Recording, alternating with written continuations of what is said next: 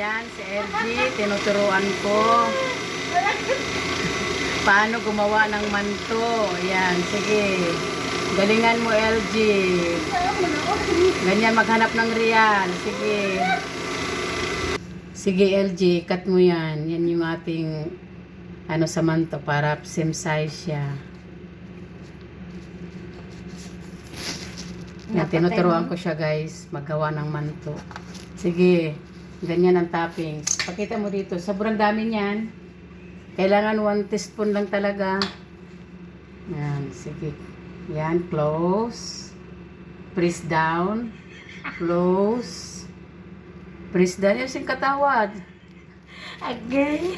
Yan, tinuturuan ko, guys. So, hirap na hirap pa siya magbalot si Jo. Si LG. Okay, good job. Yan, sige, press down. Okay, ganyan. Okay, press down, okay.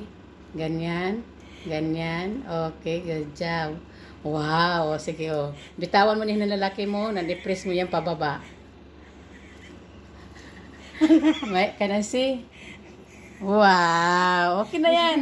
Okay na yan. Sige, nagduot. Oh, iduot yun na, oh. Yan ang kan LG Obra. Wow, mabrok LG. Done, your manto. Mashallah, mashallah. Marunong na si LG magawa ng manto.